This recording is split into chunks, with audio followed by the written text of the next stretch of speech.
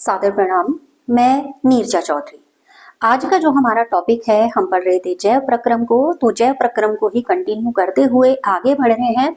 और आज हमें जो कंटिन्यू करना है न्यूट्रिशन, ठीक है, यानी जिसको बोलते हैं हिंदी में पोषण, कि पोषण कैसे होता है और या पोषण के कौन कौन से अलग टाइप हो सकते हैं, जीवों को हम किस किस कैटेगरी में रखते हैं।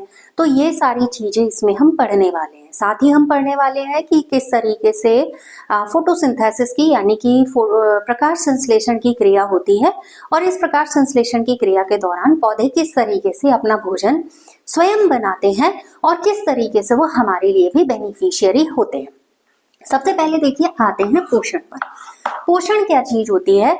अगर आपने छोटी क्लासेस का मैं रेफरेंस लूं तो आपने एक बैलेंस्ड डाइट ऐसा शब्द सुना होगा, जिसमें आपसे पूछा गया होगा कि बैलेंस डाइट किसे कहते हैं। हम कहते हैं उसमें कार्बोहाइड्रेट हो, प्रोटीन हो, विटामिन हो, फैट हो, मिनरल्स हो, बहुत सारी चीजें उसमें इंक्लूडेड हो, और जो आपकी थाली है उसमें चावल भी हो, चपाती भी हो, सैलेड भी हो, दही भी हो, सब्जी भी हो, रोटी भी हो, दाल भी हो, तो बहुत सारी चीजों का जिससे कि आपकी बॉडी को जो रिक्वायरमेंट है वो रिक्वायरमेंट पूरी हो जाए।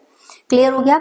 लेकिन अब जो आजकल के बच्चे हैं, आजकल के बच्चे क्या करते हैं, अगर आप उनको मोमो दे दें, पेट भर गया, लेकिन बेटे उससे पोषण नहीं मिलता। आप समोसा दे दें, गोलगप्पे दे दें, जब वो गोलगप्पे वाले भैया उसमें हाथ डुबो डुबो के उस पानी को और टेस्टी बनाते हैं तो लगता है वाह बड़ा टेस्टी गोलगप्पा था। तो वो पोषण नहीं है, वो आपको कहीं ना कहीं बीमार कर देगा। दूसरी बात जो मेन चीज आती है कि न्यूट्रिशन के अंतर्गत होता क्या है।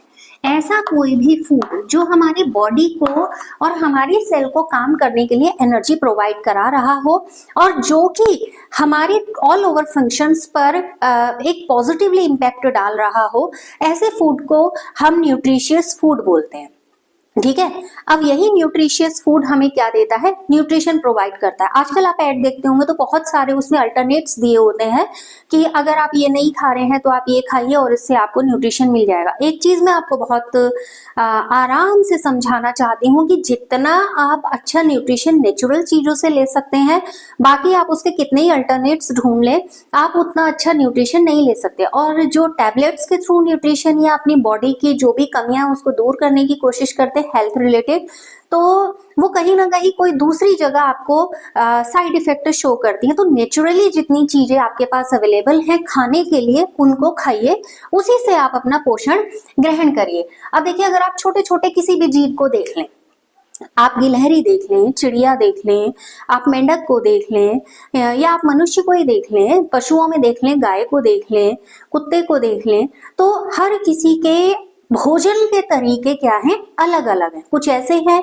जो केवल घास खाते हैं, कुछ ऐसे हैं जो घास भी खाते हैं और दूसरे जंतुओं को यानी दूसरे एनिमल्स को भी खाते हैं, और कुछ ऐसे होते हैं जो केवल अदर एनिमल पर ही डिपेंड होते हैं। तो ये तो आप समझ गए कि सबके न्यूट्रिशन के मोड क्या होते हैं, अलग अलग होते हैं। क्लियर हो गया?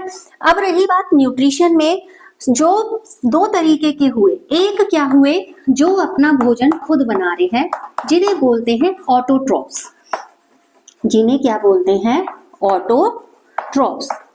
ठीक है, यानी कि क्या हो गए आपके स्वपोषी। स्वपोषी वो हुए जो अपने भोजन का निर्माण स्वयं कर रहे हैं। अब आप कहेंगे अच्छा मेरी मदर भी क्या करती है या मेरी दीदी क्या करती है, खाना बनाती है, तो वो भी स्वपोषी हो गई। तो आपकी मदर या आपकी जो बड़ी बहन है या घर में जो भी आपके महिला खाना बना रही है, वो स्वपोषी नहीं हुई। स्वपोषी का मतलब ये हुआ कि उन्हें किसी दूसरे कच्चे माल पर जो कि ऐसे अवेलेबल हो कराया जा सके उस पर डिपेंड नहीं होते हैं। वो नेचुरली रॉ मटेरियल को यूज करते हैं जो नेचर में ऑलरेडी रॉ मटेरियल होता है। तो ऐसा काम कौन करते हैं? ऐसा काम करते हैं प्लांट्स, यानी कि पौधे हैं जो स्वपोषी की कैटेगरी में आते हैं। अब दिमाग में प्रश्न आ रहा होगा, अगर ये स्वपोषण कर रहे हैं तो इनके पास ना तो गैस सिलेंडर है, ना इनके पास प्रॉपर किचन है, ना इनके पास कोई और राशन है जिससे कि अपना भोजन खुद बना सके। तो इनके पास ये सारी चीजें अवेलेबल हैं, लेकिन नेचुरली अवेलेबल हैं। उसके लिए उनको ईंटों का एक कमरा बनाने की या उसके अंदर स्लैब डालकर प्रॉपर चूल्हा रखने की जरूरत नहीं है। उनका बॉडी स्ट्रक्चर ऑलरेडी ऐसा है कि वहां पर किचन के तरीके से भोजन बनाने का काम भी होता है, अब्जॉर्प्शन भी होता है, सब कुछ प्रोसेस वैसे के वैसी ही होती है। अब क्वेश्चन आता है तो ऐसी प्रोसेस होती कैसे? ऐसी प्रोसेस होती है फोटोसिंथेसिस यानी कि प्रकाश संश्लेषण के थ्रू। ये प्रकाश संश्लेषण करते हैं, सनलाइट को एब्जॉर्ब करते हैं और उस सनलाइट को ही अपने बहुत अलग अलग से पार्ट्स हैं, जैसे आपने क्लोरोप्लास्ट सुने हुए हैं, तो इनमें ये उस सनलाइट को भेजते हैं और उसके बाद ये अपनी रिक्वायरमेंट जो है उसको पूरा करते हैं। अब रही बात ऐसे कैसे पूरा करते हैं, फिर अगर ये भोजन बना रहे हैं और हम इस भोजन को खा रहे हैं तो वो कौन सा पार्ट होता है? देखिए, जब ये भोजन बनाते हैं तो बहुत सारा पार्ट स्टार्च के रूप में यानी कि मांड के रूप में या मंड के रूप में इकट्ठा हो जाता है इनकी सेल्स में। यही वाला पार्ट होता है जिसको हम फूड के तरीके से गेन करते हैं और न्यूट्रिशन लेते हैं। ठीक हो गया? अच्छा, तो फोटोसिंथेसिस हो रहा है, तो फोटोसिंथेसिस कैसी प्रोसेस हो रही है? तो देखो, फोटोसिंथेसिस प्रोसेस तभी वहां पर कंप्लीट हो रही है जब हम रेस्पिरेशन कर रहे हैं। हम रेस्पिरेशन नहीं करेंगे तो प्लांट्स भी रेस्पिरेट नहीं कर पाएंगे। ठीक हो गया? तो कौन सा वो तरीका है जिससे ये फोटोसिंथेसिस यहाँ पर कंप्लीट हो रहा है? तो देखिए, जो प्लांट्स हैं वो क्या करते हैं, जो भी हमने सांस ली और हमने क्या किया, एक्सहेल किया कार्बन डाइऑक्साइड को, तो ये कार्बन डाइऑक्साइड कहाँ जा रही है? इन्वायरमेंट में जा रही है। ठीक है? इन्वायरमेंट में एक और चीज है जिसको हम कहते हैं वाटर, या आप नमी मान लीजिए। वातावरण में जो भी नमी है, नमी किसकी वजह से? पानी की वजह से है। तो ये जो वाटर है और जो कार्बन डाइऑक्साइड है जो कि हमने सांस ली, जब उसके बाद हम जो उसको ऑक्सीजन के बदले जो गैस हमने एक्सहेल की, कल में हमने पढ़ा था, इनहेल किया था ऑक्सीजन और हम एक्सहेल क्या कर रहे थे? Carbon dioxide. तो ये कार्बन डाइऑक्साइड और वाटर मिलकर क्या करते हैं? आपस में रिएक्ट करते हैं, लेकिन किसकी प्रेजेंस में? ये करते हैं सनलाइट की प्रेजेंस में। ठीक है? किसकी प्रेजेंस में? सनलाइट की प्रेजेंस में। और किसके माध्यम से? क्लोरोफिल के माध्यम से। ठीक है? ये बात हालांकि आप जानते होंगे, लेकिन कई बार क्या होता है, हम बड़ी बड़ी चीजें पढ़ लेते हैं, छोटी छोटी चीजें हमारे दिमाग से निकल जाती हैं और हम भूल जाते हैं। तो हालांकि इतना तो मुझे पता है कि आप जानकारी रखते होंगे कि क्लोरोफिल के माध्यम से ही पौधे अपना भोजन बनाते हैं या प्रकाश संश्लेषण यानी कि फोटोसिंथेसिस रिएक्शन को कंप्लीट करते हैं। क्लियर हो गया? लेकिन इसके लिए जरूरी क्या है? सनलाइट जरूरी है। अगर सनलाइट नहीं है, दैट मीन्स फोटोसिंथेसिस भी नहीं होगा। अब जब ये अभी मैंने कहा कि वो क्या बनाते हैं? मांड बनाते हैं, यानी कि कुछ पार्ट यहाँ पर किसमें, आफ्टर एंजाइम रिएक्शन वो मांड किसमें कन्वर्ट हो जाता है? शुगर में कन्वर्ट हो जाता है, यानी कि ग्लूकोज में कन्वर्ट हो जाता है, जो पौधे के सेल्स में स्टोर रहता है भोजन बनाने की प्रोसेस के बाद। तो हम रिएक्शन में उसको पढ़ते हैं ग्लूकोज।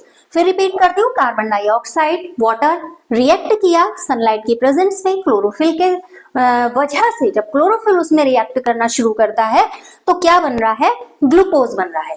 ग्लूकोज बनने के साथ साथ यहाँ पर ऑक्सीजन की भी रिलीजिंग हो रही है, यानी अगर ऑक्सीजन रिलीज नहीं होगा तो ये वही वाला ऑक्सीजन है जिसको हम अपने रेस्पिरेशन के लिए यूज करते हैं, यानी कि जिसे हम सांस लेने के लिए यूज करते हैं। कल एक क्वेश्चन पूछा था कि अगर पौधे खत्म हो जाए पृथ्वी पर तो क्या होगा? देखिए, अगर पौधे नहीं होंगे, फोटोसिंथेसिस जनरली यहां से कोरिलेट कर रही हूँ, फोटोसिंथेसिस नहीं होगा तो फूड भी नहीं मिलेगा और हमें ऑक्सीजन भी नहीं मिलेगी, और साथ ही साथ यहाँ पर कुछ मॉलिक्यूल्स निकलते हैं वाटर के। तो ये हमारा है फोटोसिंथेसिस का रिएक्शन, जो बहुत ज्यादा इंपॉर्टेंट रिएक्शन है। आप इसको बहुत ढंग से याद कर लीजिएगा, पढ़ लीजिएगा। अभी आप छोटी क्लास में हैं, अभी आपको लग रहा होगा सिर्फ अभी कोर्स के लिए इम्पोर्टेंट है, ये सिर्फ कोर्स के लिए इम्पोर्टेंट नहीं है। एक बड़ा टारगेट रखिए, ये जब तक आप बायोलॉजी पढ़ेंगे ना, ये तब तक के लिए इम्पोर्टेंट है। तो आप इसको फिर से रिपीट करती हूँ, 6CO2, 12H2O in the presence of sunlight with the help of chlorophyll, C6H12O6 plus O2 plus 6H2O, ये हमारा यहाँ पर क्या हो रहा है, बन रहा है। अब एक चीज यहाँ पर ये आती है कि जो प्लांट्स यहाँ पर फोटोसिंथेसिस कर रहे हैं in a presence of sunlight, sunlight में टोटल कितने कलर होते हैं, 7 कलर। कितने कलर होते हैं, 7 कलर, ठीक है ना। यानी कि इंद्रधनुष के रंग आप जानते हैं क्या होते हैं, विबग्योर होते हैं, violet, indigo, blue, green, yellow, orange और रेड, ठीक हो गया, ये होते हैं। अब लेकिन सनलाइट में से वो कौन से रंग हैं जो पौधे एब्जॉर्ब करते हैं, सनलाइट एब्जॉर्ब कर रहे हैं, ठीक है, क्योंकि उन्हें फोटोसिंथेसिस करना है ना। मेरा क्वेश्चन ही आपसे ये है कि आपको वहां पर 4 ऑप्शन दे दिए जाए और उन 4 ऑप्शन में आपसे ये कहा जाए कि इनमें से कौन से रंग हैं जिसको फोटोसिंथेसिस के दौरान प्लांट्स एब्जॉर्ब करते हैं, या जो क्लोरोफिल है वो क्लोरोफिल उसको एब्जॉर्ब करता है। तो वो केवल 2 रंग होते हैं जिनको क्लोरोफिल क्या करता है, एब्जॉर्ब करता है। यानी अगर क्लोरोफिल एब्जॉर्ब नहीं करेगा उन लाइट को तो एनर्जी नहीं बनेगी, एनर्जी नहीं बनेगी, दैट मीन्स यहाँ पर फर्दर जो कंप्लीट हो रही है रिएक्शन, वो रिएक्शन यहाँ पर पूरी नहीं होगी। और जब ये रिएक्शन पूरी नहीं होगी, दैट मीन्स कि जो फूड बन रहा है वो फूड नहीं बनेगा, ऑक्सीजन बन रहा है ऑक्सीजन नहीं बनेगा, और उसके बाद यहाँ पर एनर्जी प्रोवाइडेशन नहीं हुआ। हम ये कह रही थी कि यहाँ कौन से कलर होते हैं, जो 2 कलर एब्जॉर्ब करते हैं क्लोरोफिल, वो 2 रंग है। एक तो कलर एब्जॉर्ब होता है ब्लू यानी कि नीला रंग, और एक एब्जॉर्ब करते हैं रेड, यानी कि ये कलर का अवशोषण सबसे ज्यादा होता है। इन कलर का अवशोषण होता है, ध्यान रखिएगा, ब्लू और रेड, ठीक है। अब आप ऐसे भी याद ना रहे तो इसको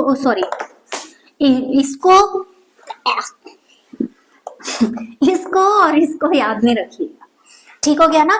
तो ये 2 कलर सबसे ज्यादा अब्सॉर्ब किए जाते हैं। अब मैं नेक्स्ट पॉइंट पर आती हूँ।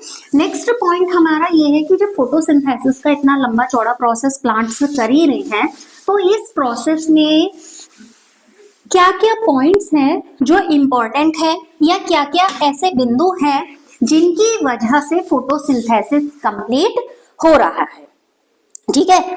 कौन कौन सी इवेंट्स हैं या कौन कौन सी घटनाएं हैं जो फोटोसिंथेसिस के दौरान हो रही हैं, क्लियर हो गया। तो सबसे पहली जो घटना यहाँ पर है, क्या करते हैं, जो क्लोरोफिल है, अभी हमने रिएक्शन देखा था, हमने उसमें पढ़ा क्लोरोफिल क्या कर रहा है, प्रकाश ऊर्जा जो है उसको अवशोषित कर रहा है, ठीक है। यानी कि सनलाइट को या लाइट एनर्जी का एब्जॉर्प्शन कर रहा है, ठीक है, को एब्जॉर्ब कर रहा है, ठीक हो गया। किसको एब्जॉर्ब कर रहा है, फिर से रिपीट कर रही हूँ, लाइट एनर्जी को वो एब्जॉर्ब कर रहा है, यानी कि जो प्रकाश है उसको एब्जॉर्ब कर रहा है। अब खाली एब्जॉर्प्शन तो होगा नहीं, खाली एब्जॉर्प्शन होगा नहीं तो ये इसको क्या कर रहा है, लाइट एनर्जी को कन्वर्ट कर रहा है। किसमें कन्वर्ट कर रहा है, केमिकल एनर्जी में। किसमें कन्वर्ट कर रहा है, केमिकल एनर्जी में, ठीक है। सेकंड जो इंपॉर्टेंट इवेंट इस दौरान होगा वो ये क्या है, लाइट एनर्जी किसमें कन्वर्ट हो जाएगी, केमिकल एनर्जी में कन्वर्ट हो जाएगी।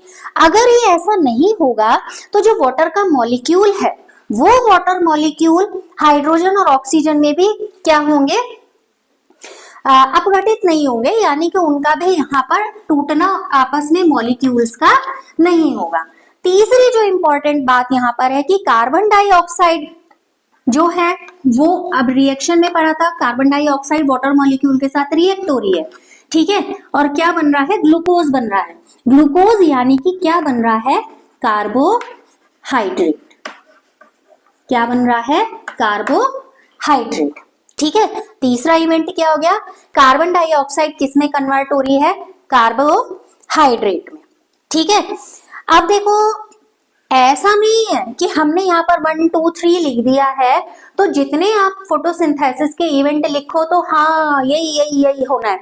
ये जनरली इवेंट्स हैं कि जब टोटल फोटोसिंथेसिस का प्रोसेस होता है तो उस दौरान कौन कौन से इवेंट्स वहां पर होते हैं। तो ये लगभग जो इवेंट्स है ये यहाँ पर होते हैं। अब रही बात, यहाँ पर अगर फोटोसिंथेसिस हो रहा है तो उसके लिए क्या चाहिए, रॉ मटेरियल भी चाहिए। जैसे अभी शुरू में ही हमने कहा कि पौधे अपना भोजन अगर खुद बना रहे हैं तो खुद बनाए हुए भोजन के लिए उनको एक कच्चा माल चाहिए होगा। आप खाना खाते हैं तो आप उस खाने को बनाने के लिए भी कच्चा माल चाहिए होता है। आपको आटा चाहिए, सब्जियां चाहिए, उसको आप पकाएंगे, जो भी प्रोसेस है फॉलो करेंगे और उसके बाद आप उस खाने को खाएंगे। यानी कि आपके पेट भरने के लिए कच्चा माल आपके पास आपको चाहिए। तो यहाँ पर उनके लिए फोटोसिंथेसिस के लिए रॉ मटेरियल क्या है, तो फोटोसिंथेसिस के लिए रॉ मटेरियल पहली चीज क्या है, वाटर। मतलब उस रिएक्शन में जो जो आपको लगा वो सारा का सारा क्या है, रॉ मटेरियल है। ठीक है। अब ये वाटर आ कहां से रहा है, वाटर कहां से आ रहा है, रूट्स से, यानी कि पौधे की जड़ से। ठीक हो गया। तो वाटर उसको आपको समझ में आया कि कहां से मिल रहा है। दूसरा उसको क्या चाहिए, कार्बन डाइऑक्साइड चाहिए।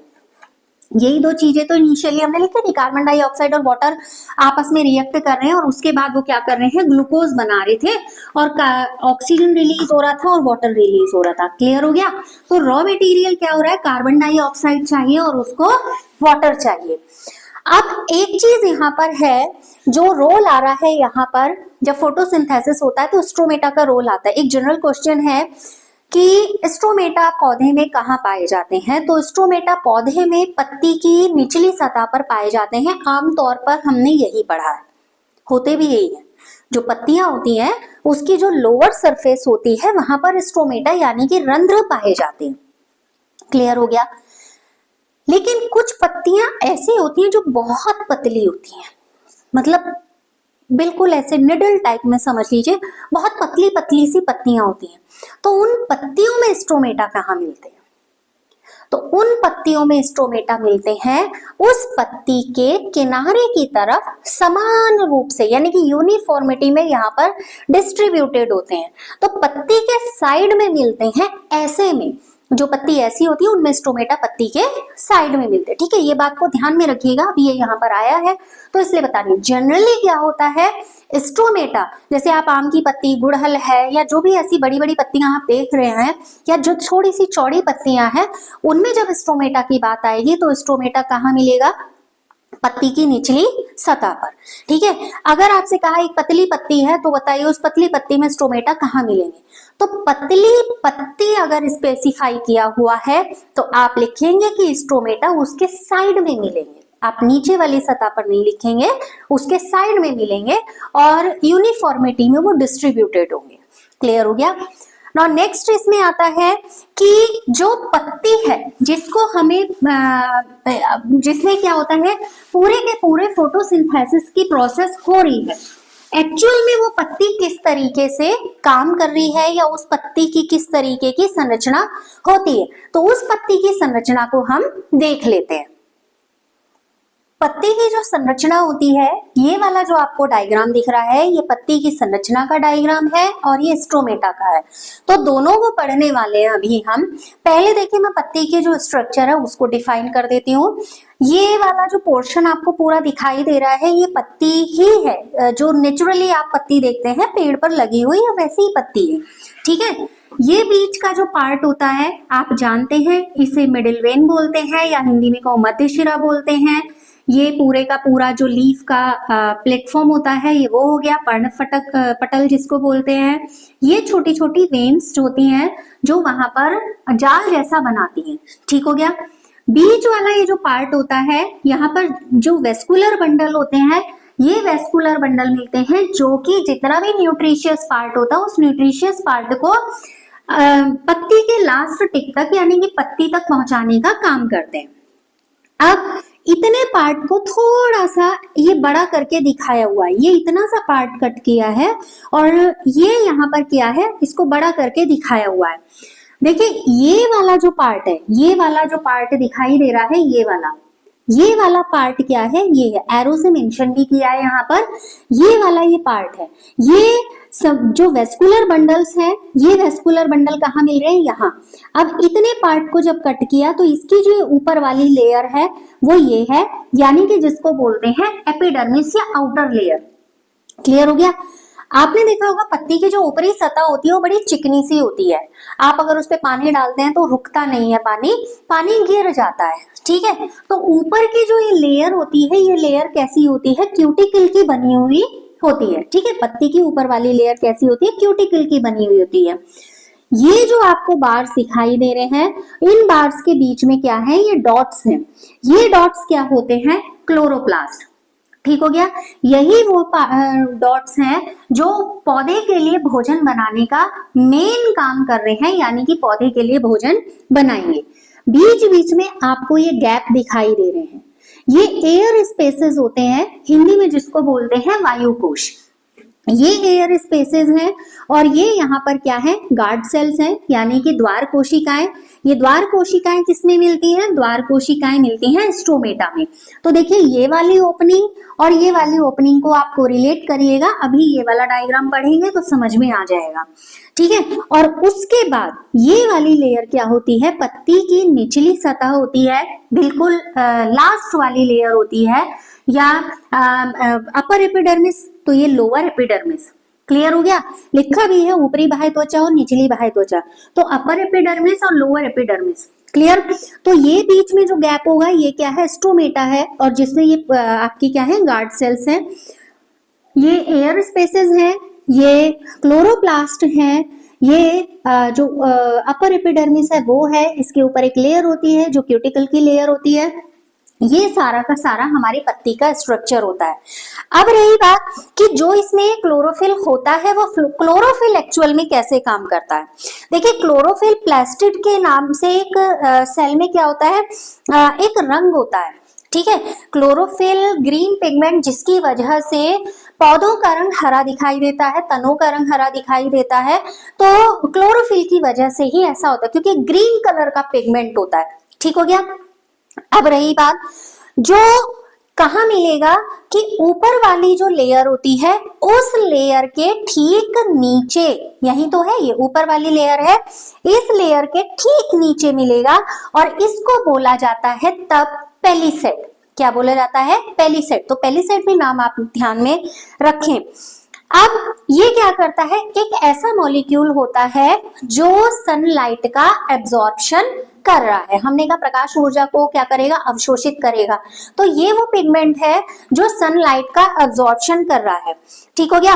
अब जब ये सनलाइट का एब्जॉर्प्शन हो रहा है तो क्लोरोफिल कई तरीके के होते हैं, chlorophyll A, B, C, D, ई, अलग अलग टाइप के क्या होते हैं, क्लोरोफिल होते हैं। तो ये अलग अलग तरीके के क्लोरोफिल यहाँ पर एक्टिवेटेड होकर जो क्या कहना चाहिए, प्रकाश ऊर्जा है, उस प्रकाश ऊर्जा का अवशोषण करते हैं। और अभी हमने पढ़ा कि जो प्रकाश है वहां पर, उनमें कौन से ऐसे रंग हैं जिनका ये अवशोषण करते हैं। जनरली क्या होता है, बच्चे लिख देते हैं सारे रंगों का अवशोषण करते हैं, तो सारे रंगों का अवशोषण नहीं करते। अभी मैंने लिखा कि लाल और नीले रंग का सबसे ज्यादा वो अवशोषण करते हैं। अब रही बात, आगे बढ़ते हैं।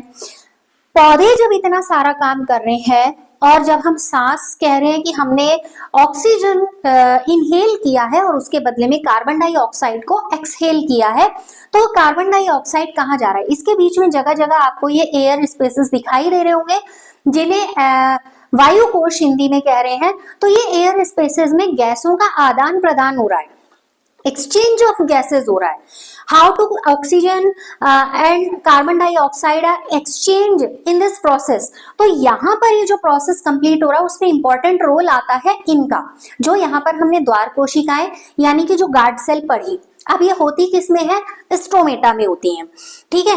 तो स्ट्रोमेटा का मेन काम क्या होता है? स्ट्रोमेटा का मेन काम होता है गैसियस एक्सचेंज,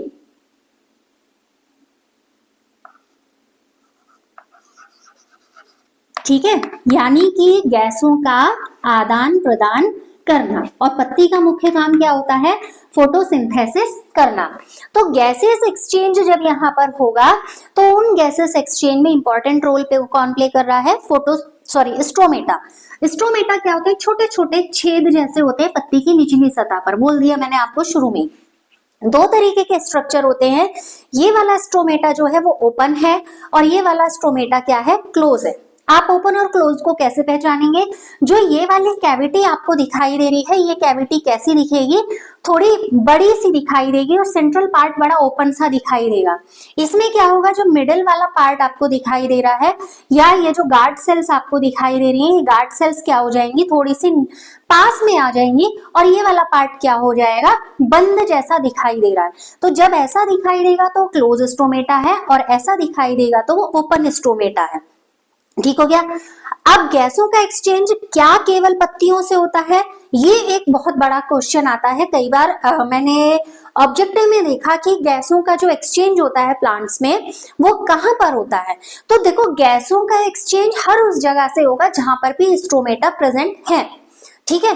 तो कहां कहां स्ट्रोमेटा प्रेजेंट है? शुरू में ही का जितना जो तना है और जो आपकी पत्तियां हैं, जो आपकी शाखाएं हैं, उन सब जगह स्ट्रोमेटा पाए जा रहे हैं। तो यानी कि हर उस जगह से गैसों का आदान प्रदान हो रहा है, ठीक है।